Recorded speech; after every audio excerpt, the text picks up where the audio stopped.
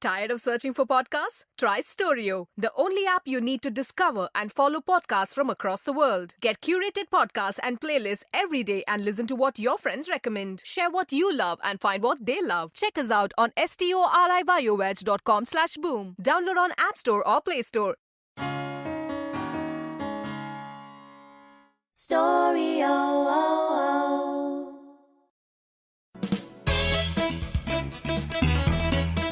Welcome to Audio Gyan with Kedar Nimkar, a podcast that documents insightful conversations with Indian designers, artists, musicians, writers, thinkers, and creatives of all types. Catch us on iTunes or visit audiogyan.com for more Gyan sessions. Here's your host, Kedar Nimkar.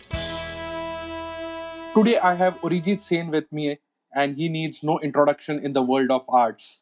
He's an Indian graphic artist and designer, comics creator, and illustrator. His graphic novel Rivers of Stories, published in 1994 by Kalpavriksha, is considered as the first graphic novel of India. He's the co-founder of People Tree. This NID graduate has done several exhibitions and museum design projects in India, UK, and Russia. Orijit's comics have taken the social media by a storm. Few of them were blocked by Facebook, which led to an outpouring of support from friends, family, and followers, and was restored. It's a real honor to speak with him today. Thank you, Orijit, for giving us your time, and welcome to Audiogan. And it's a real pleasure to have you on the show. Hi, Kedar. Sir, our topic today will be around art of dissent, and I've come up with few questions, and let's see, like how they pan out. So, first thing which I want to ask you is slightly like a global question. Like, what are your thoughts on censorship, especially self censorship in art? Because I've seen different types of work which you have done, other artists have done. How you as an artist decide to draw a line?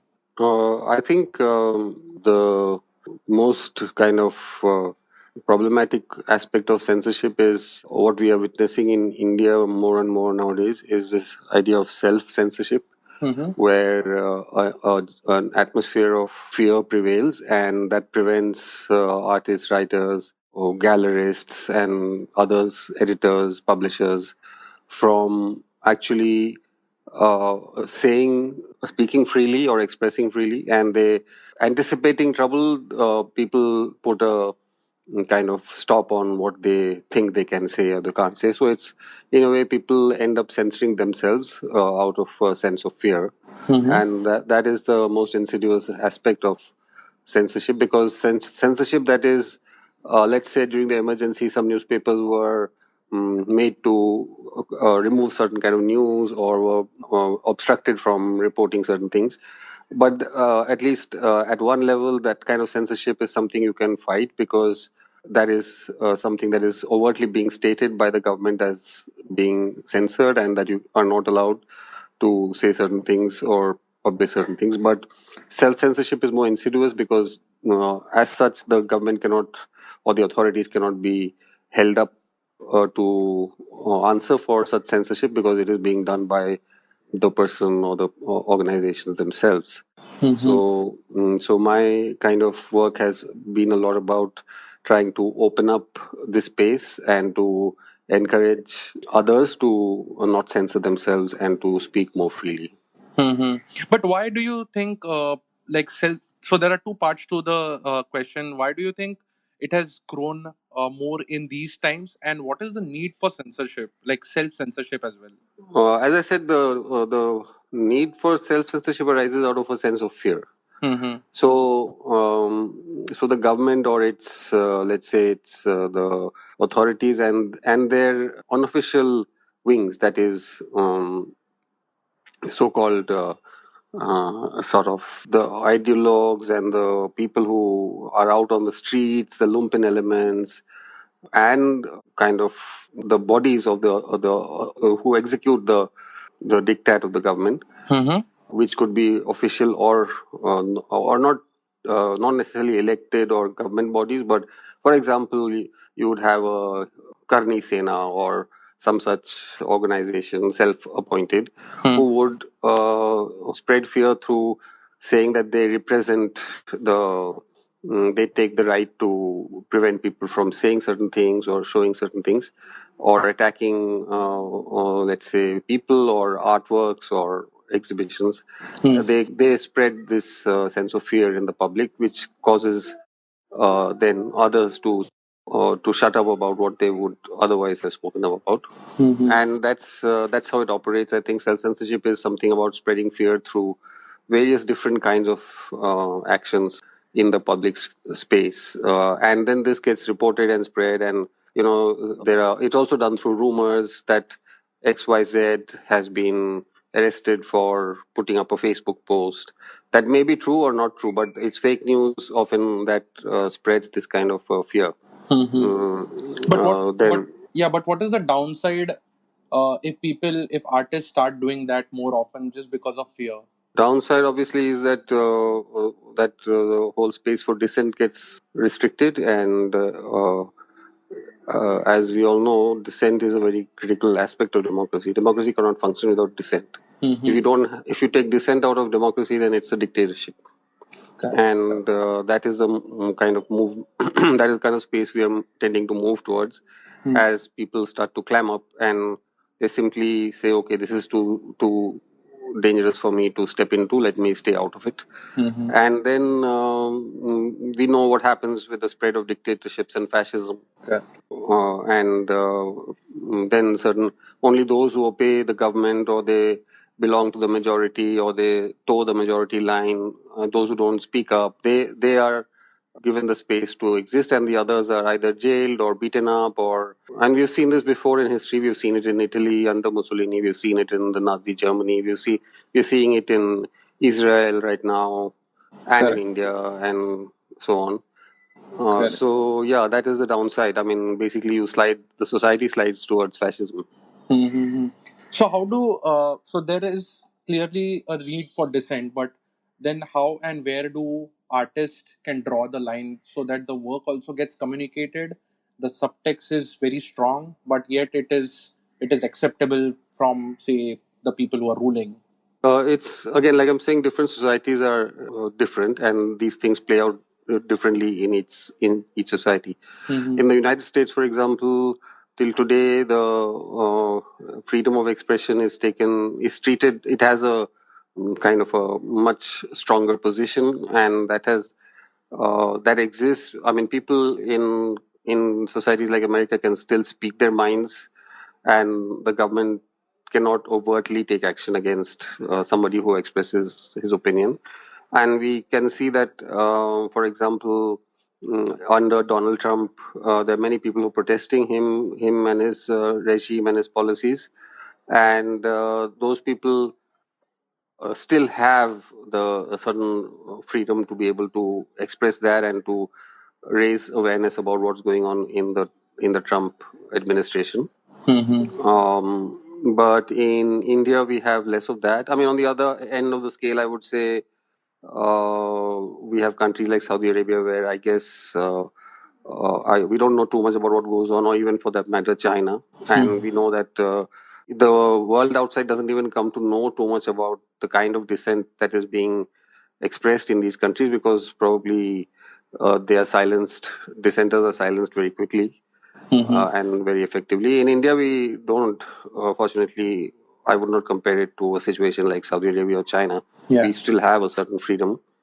But that freedom, that line is a kind of gray area. And self censorship is, like I'm saying, something that allows the authorities to push the line in, to close the space for dissent. And in India, we as artists or writers, we need to keep fighting to keep that space, expand that space, and keep it open.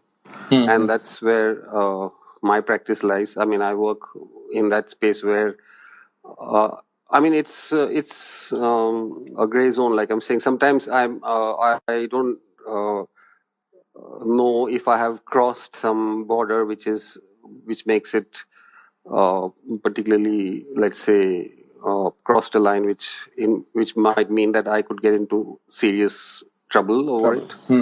And it's so, since it's a gray area, it's not, I can't know. I mean, I have to walk on that line and keep pushing that line outward, so to speak. but sometimes I may go too far. And so, like I'm saying, the atmosphere of fear is very much there. It's not as though I'm not afraid when I put out these works or when I say these things. But I mm, I still do it because I feel it is really necessary and important to do it. Correct, correct. Yeah, I mean that's very interesting because the next question which I had was slightly on these lines itself. Like if I may call your work to be slightly rebellious, and as you mentioned, trying to push the line outwards. Have you ever tried to channelize your thought process in some other way, in comic or art? I mean, how has your journey of like this rebellion artwork uh, come to what the state is it is at today. So if you can just share some insights on that. Well, there are many different, let's say, if you could call it that. There are many different streams of work that I do. Mm-hmm. A lot of people on social media know a certain aspect of my work, which is what I create and put out on social media, Correct. which is usually. But I also work with comics. So yes, so this aspect of my work has been widely seen because of its kind of presence on social media and the fact that it gets shared a lot. Mm-hmm. But there are other aspects of my work. For example, I do murals, I do installations, I do comics and graphic novels. Those don't get seen this widely in a sense of spreading across social media like this. Mm-hmm. But all those things have their own audiences and their own kind of reach in their own context. Mm-hmm. And so, for example, back in '94, I brought out my first graphic novel called River of Stories, Correct. and that was a very strong kind of a anti-government book about the building of the Narmada Dam and about the protests that were being taking place in the Narmada Valley under the Narmada Andolan. I was part of the Narmada Bachao Andolan at that point, as in I was involved with the movement, Mm-hmm. and so that was. So that was about critiquing the government ideas on development. So this is well before, of course, before the time of Modi or even the BJP for that matter. The BJP had never been in power at that time. Mm-hmm. So although today many people think that some people tend to see my work as being very kind of specifically anti-Modi or anti-Hindutva. Mm-hmm. Uh, um, uh, But it's it's more hard for me to. towards anti-establishment.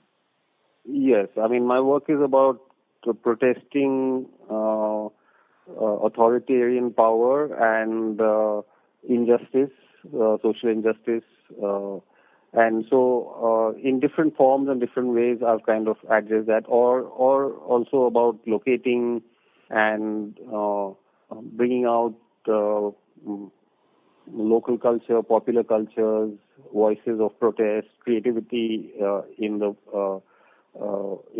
social movements and in kind of among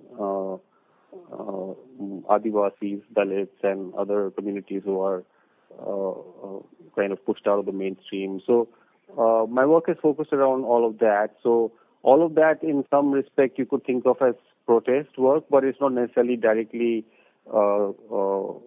confronting a particular government or a particular mm, prime minister, so to speak. Mm-hmm. But then people who see only this aspect of my work think that I am basically a Modi hater, but that's not really what drives me. It's not the hatred of any particular person. Correct. It's about seeking justice and equality for people and for a better for improve. I mean, I work to create a stronger democracy and a better world for us to kind of share and live in. That's really my intention. Mm-hmm. But do you think? I mean, this is slightly going deeper into the same question, do you think comic or arts has got the power to? Obviously, I understand it has, but I want to understand your perspective as to how do you see comic or any form of art uh, enabling this kind of protest or helping communicate certain dialogue between the artist and the people? I've always been attracted to graphic art from when I was a kid. Even in school, I used to draw my own comics. And what I've always liked, or perhaps that I'm more conscious of that now, but even as a young man in high school or in college, what I liked about comics was their kind of innate. All these comics and graphic arts, they have a history of protest, of satire, of subversion, of mocking the authority, and all of that attracted me right from when I was a kid. I think it's somehow the medium has this kind of a quality interwoven into its very history and its makeup. And I was attracted to the work of great comic artists from across cultures and times. I was particularly, while in college, I came across Robert Crumb and the comics artists of the American Underground at that time, and all of that was very inspiring for me. And it's when you question, let's say, the sexual, like Crumb did, he questioned the kind of sexual habits and sexual ideas of 1960s America. At one level, all of that is political. I mean, it comes from, to my mind, politics is not just about critiquing the government or the authority. It's about critiquing authoritarianism as a force that exists in our society. And so I think the medium of the visual art medium, and especially the graphic arts medium, has that power ingrained in it, not only from the fact that it comes from a history of satire and caricature. Even, I mean, we can look at examples much before the people I'm talking about. We can look at British Punch, for example, which in the 19th century first introduced this idea of caricature and satire in a print form, reaching a wide circulation. Correct. So unlike, let's say, the other arts, which even today are a little bit bogged down by this idea of being exhibited in confined spaces within galleries or exhibitions or festivals, the printed arts, they are out in the public space and they can reach a much wider audience, not necessarily just the audience that goes to a art show or festival or gallery. And so it has an innate, I feel the graphic arts have an innate power of having this mass medium aspect to it. Correct. So I think equally I was inspired later by the cartoons of people like R.K. Lakshman and other Indian cartoonists, Abu Abraham. Correct. Because when I would see initially when I was still in my teens, I didn't understand so much about politics, and I wasn't so kind of interested in how Indian newspapers and journals focus so much on the doings and saying of the politicians themselves. Whether every day the reportage would be about whether Indira Gandhi inaugurated this or said that, or opposition leader said X, Y, Z. As a teenager, I mean, all that didn't interest me so much, so I wasn't inclined to read that stuff. But I would always read Lakshman's cartoon, and somehow it would reveal to me it would kind of give me a really good insight into what's going on politically in the country without mind actually knowing it or reading all that stuff. And that's where I think is an example of the power of the graphic arts, because the combination of image, word, and metaphor, visual metaphor that is part of the language of graphic art, of cartoons. I think it very simply reveals the very nature of politics, even to someone who doesn't necessarily is not interested in the doings of politicians. But politics affects us all. I mean, there is no such thing as, I mean, we would be fooling ourselves, those of us who say we are apolitical or we're not interested in politics, or we say politics is a dirty business. I mean, all of this is just uh, coming from this very incorrect assumption that somehow politicians is what politics is about. Politicians are just one part of some of the players that the face of, let's say, a certain kind of parliamentary democracy that assumes great importance in our minds, and it keeps us from understanding how politics operates in reality at the level of all of us. I mean, politics is there in our families, politics is there in our communities, in our societies, and if we don't learn to start looking at that as politics as a very kind of ingrained aspect of human society, we remain, in the words of Brecht, he said that it's only a fool who thinks that he or she is above politics, or that he's not affected by politics. I mean, that itself is a kind of politics, that because you belong to a certain, let's say, privileged position in society, that you can pretend that politics doesn't impact you, but it does. Everything in the long run it does, and the way your society forms and shapes itself around you, you are a part of it, whether you like it or not. Correct. And so I think the graphic arts is one of those windows into this deeper understanding of politics that is available to us, and that's why we kind of, I mean, that's the sort of attraction for me as an artist to work with this medium. Correct. I guess what you're trying to say is that politics as a concept should be looked at a much more abstract sense than the regular politician per se, right? Yes. Yeah.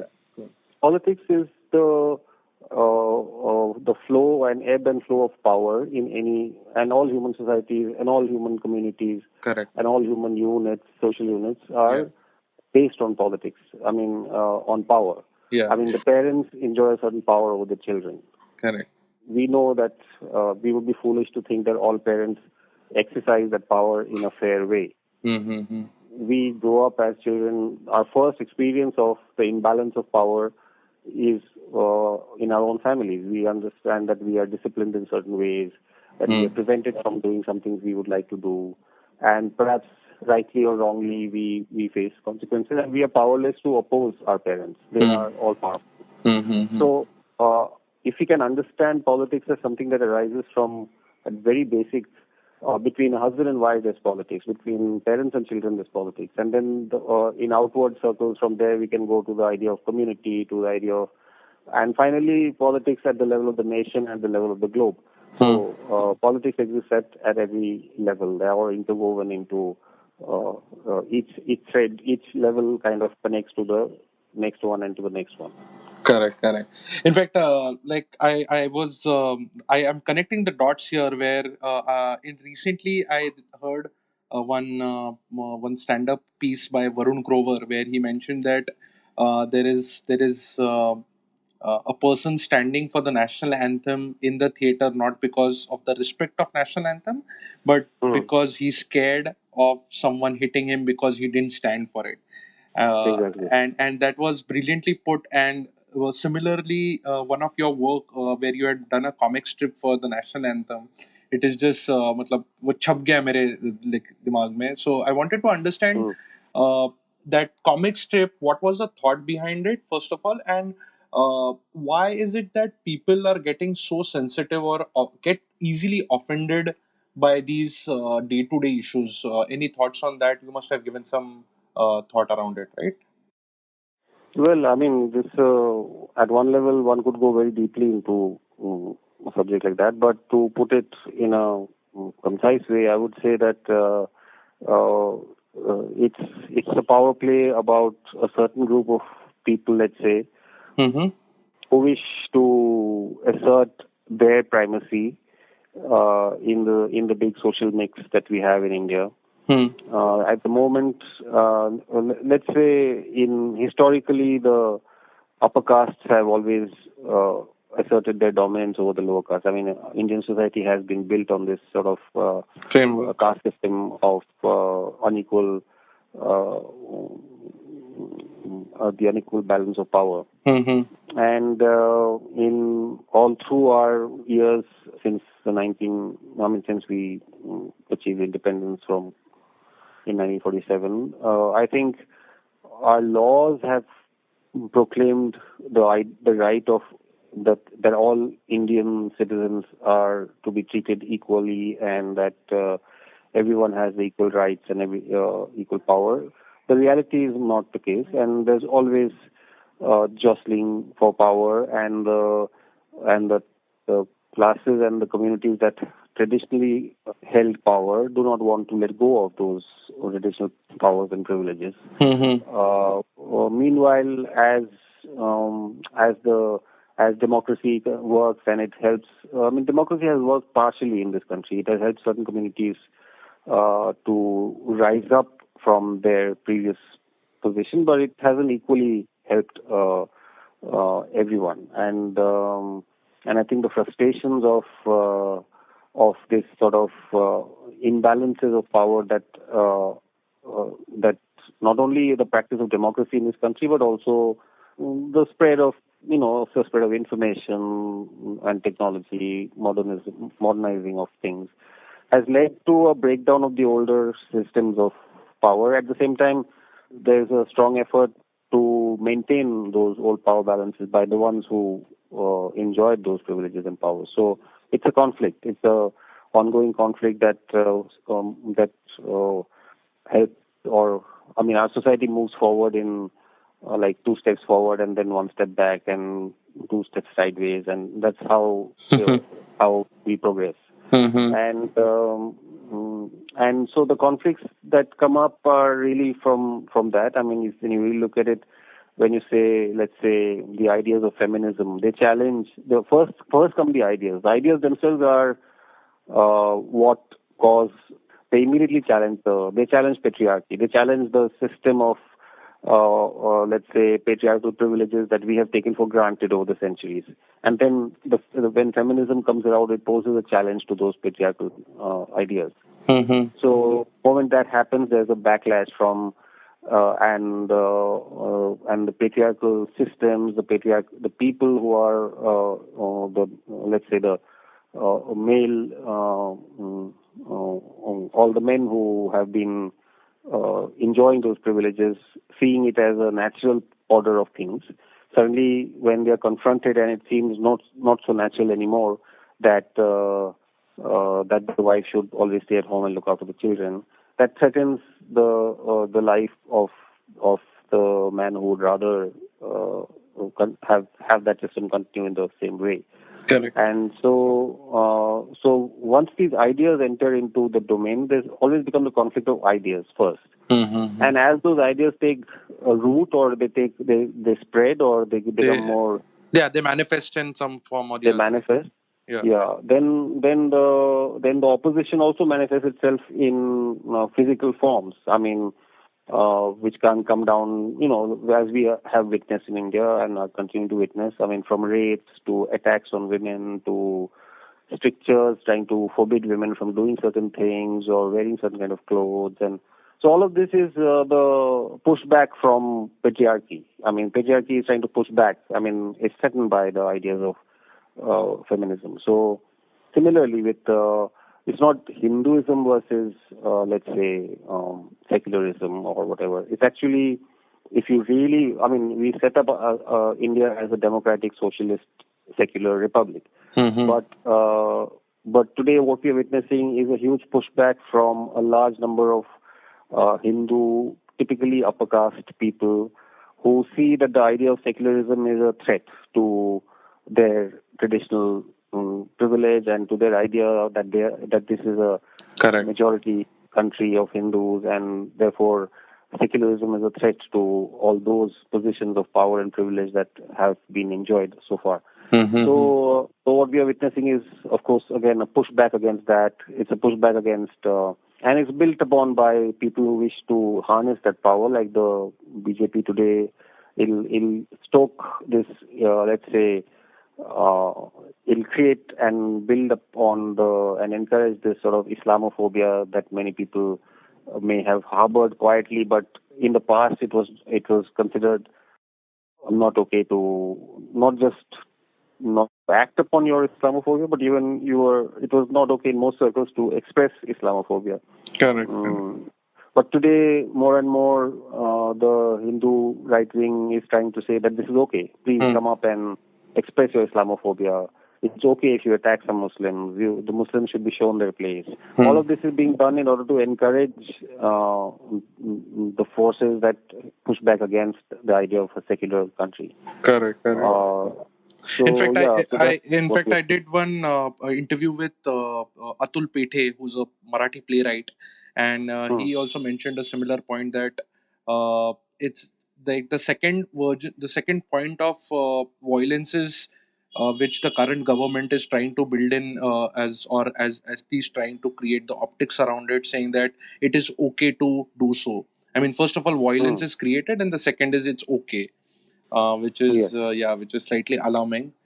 But coming back, and that is where the guys who, let's say the Gaurakshaks who participate in violence or mob lynchings, correct, then they go unpunished, or they are made out to be somehow heroes who are defending the idea of the Hindu faith or whatever. Yeah. So this is important for them to spread the message that this is okay, this is what is right. I mean, correct. this is how you should behave, kind of thing. So it's actually kind of trying to dismantle in the past, when the ideas of secularism was trying to be established, it would have at least, even though people may have had similar ideas, deep inside they would have held some Islamophobic thoughts. I mean, they don't like to mix with Muslims, or Muslims are dirty, or whatever. I mean, they would have had their kind of bigoted ideas, but they would not be able to express it, and they would not be able to act upon it.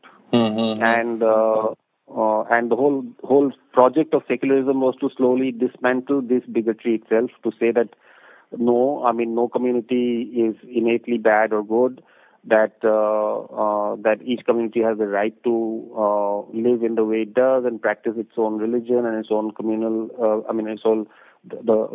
live as a community in the way that they do with their own customs and all of that. Correct. Now that is being challenged. I mean, that is being officially by the government as well as unofficially by all these other, senas and goons and Gaurakshaks. They're challenging that idea, saying that no, it is okay to do that. It is right to actually attack somebody else's beliefs, and it's right to not allow people to practice their own faith or to practice their own customs. That it's okay to break relationships between people in a certain way. Correct. And set examples for. So again, which also ties up to this idea of creating a sense of fear, to try to shut people who are saying the opposite, to put fear into them. So, if I am a vocal anti-Hindutva person, then I should be made to feel afraid of expressing my views rather than the other way around. Yeah. I mean, you put it very nicely that it's now officially allowed. That's a very important word, that officially is coming here. But Orijit, I would like to just come back to and conclude with one last question in terms of connecting back to art. What are your thoughts on the art of dissent? I mean, what would you tell artists of the current time who are in such a situation that there is very low threshold for free speech? Recently, these activists got house arrest and stuff like that. So, what would be your thoughts and what would be your just thoughts on overall producing more art which has a dissent, or which any. Well, I mean, at the first and foremost, I would say that it's very critical for us to now not give in to this pressure and to this kind of atmosphere of fear that is being created. But we must resist that, and we must fight back against that. And it's very critical for us to create even more art as artists, and even more expressions of dissent at various levels. And we must kind of, I think, be more united in looking out for each other as well. I mean, for example, I have sometimes, like I was saying, I don't necessarily, when I'm always trying to push the line, I may not always be the best judge to know that I've maybe gone too far, that maybe I'm endangering myself beyond the reasonable limit. But when that happens on Facebook and Twitter, on Instagram, I actually have friends who have become like, in a way, my watchdogs, as in not people who are censoring me, but people who are sympathetic to me and are just there to warn me that maybe this is this is too much. I mean, tone this down, or just be safe here. Maybe this we don't want to lose your voice now. You shouldn't do something which will make them silence you for good. So in a way, it's good. That's the kind of thing, I mean, that we need to watch out for each other, and we need to kind of push this fight forward.